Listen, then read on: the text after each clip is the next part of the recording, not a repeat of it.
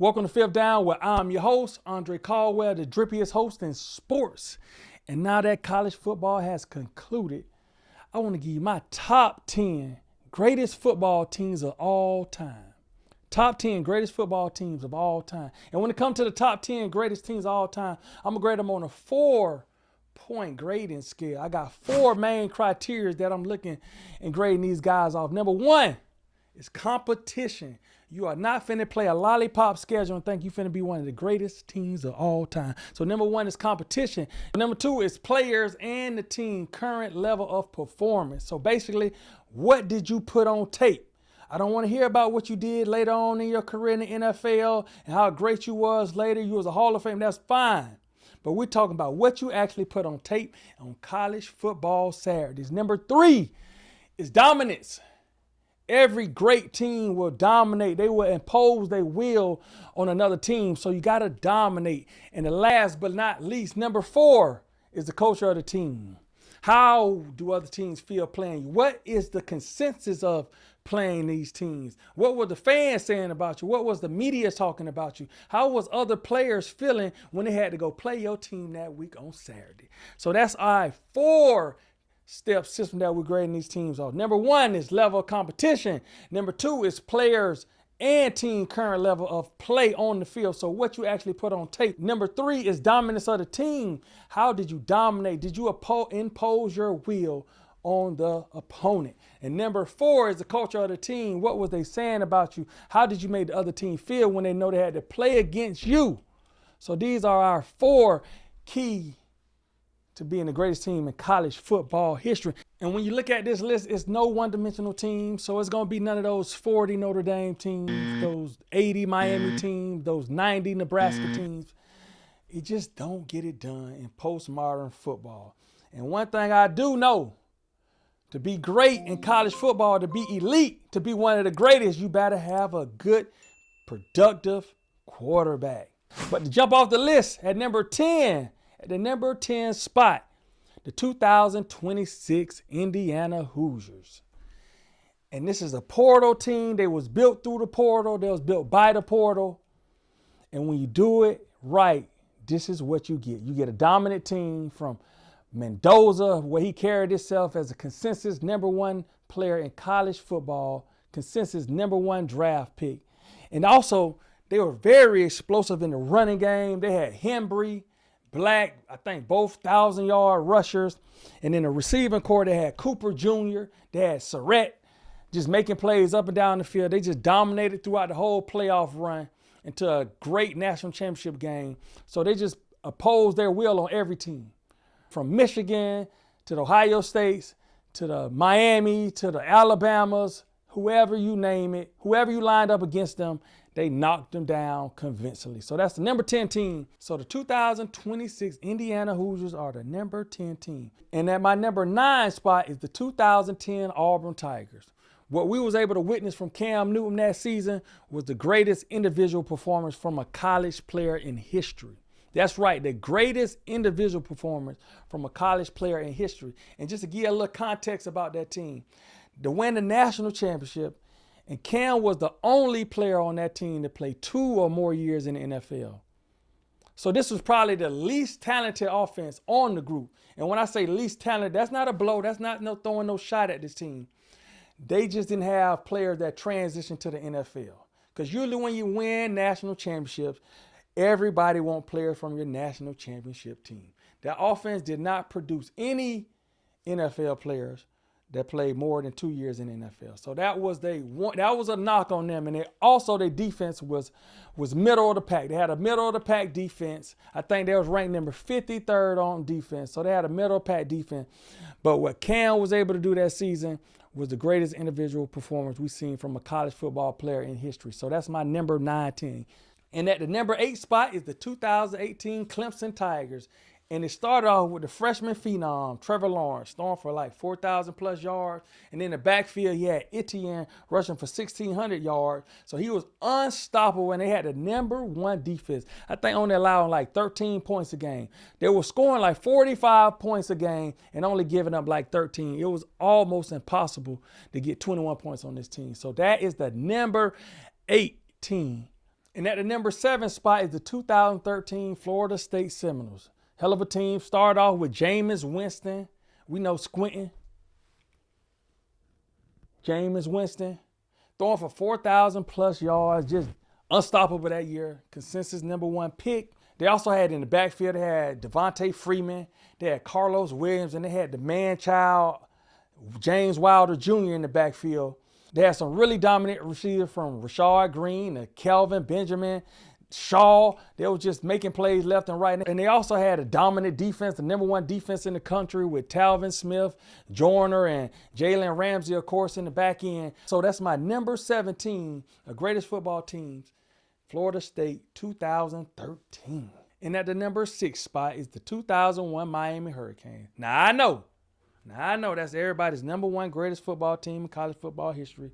But when you line it up, this is the number 6 team in college football history. That's right, the most legendary roster to ever touch college football. There's a lot of Hall of Famers. There's a lot of great players on this list. And I had to make a list just to run down the players. So we got Clinton Porter, we got Frank Gore, we got Willis McGahee, Najee Davenport, Andre Johnson, Jeremy Shockey, Ed Reed, Philip Buchanan, Jonathan Vilman, DJ Williams, Sean Taylor, Vincent Wilfork, and more, all on one roster. So this is the most legendary roster we ever watched in college football. A lot of Hall of Famers, a lot of Pro Bowlers, a lot of All-Pros in this list, and they actually dominated week by week in the Big East Conference. So at the number 6 and most legendary roster is the 2001 Miami Hurricanes.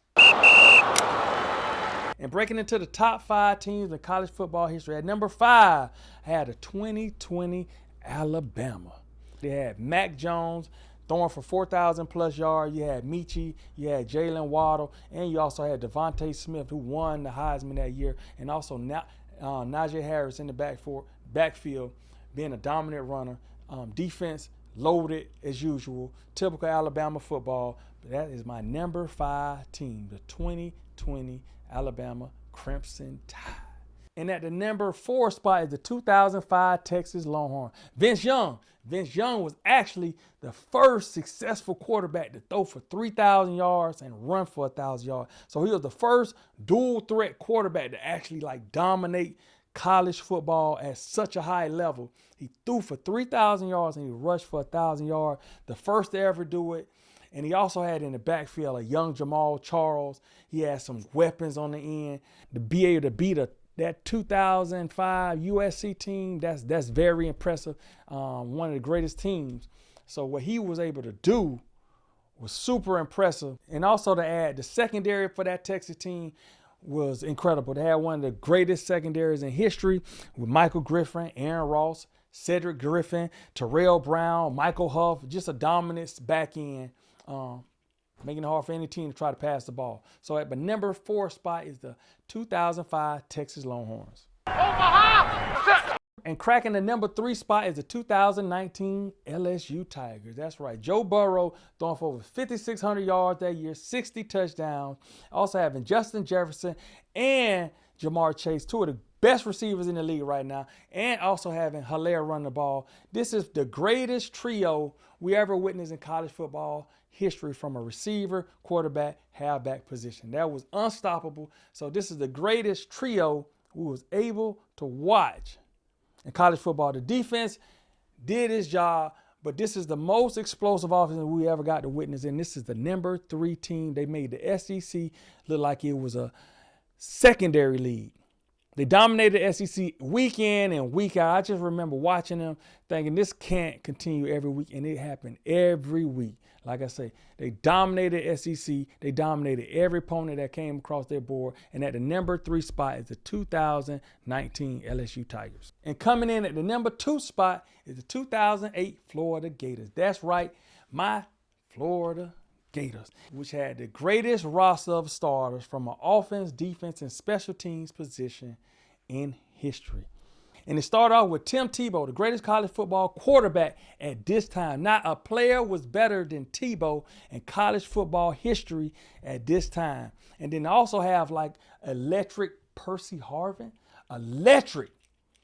one of the most explosive players in college football history, a Percy Harvin. And to pair that up with a Chris Rainey, a Jeff Demps, who's the fastest man in college football, a Lewis Murphy, they had the Pouncey twins on the line, have a B. James on the special teams, and that's not even getting to the defense. We had Carlos Dunlap, Brandon Spikes, who's going on his second All-American year, Joe Hayden, lockdown corner, Janoris Jenkins, a lockdown corner, and the two safeties on the back end, which is a Major Wright who's going to knock your head off, and Ahmad Black, who's a ball hawk.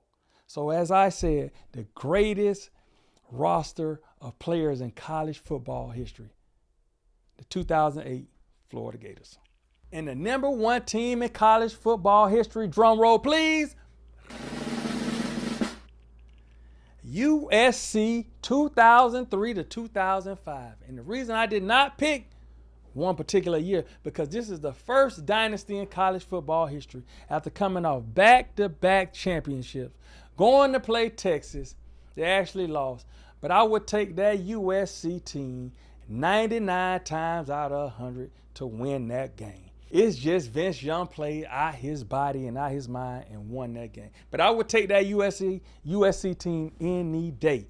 And when I talk about explosive, when you talk about electrifying, when you talk about playmakers from the receiver position, from the quarterback position, from the running back position, from the defense, it didn't get more Hollywood than USC.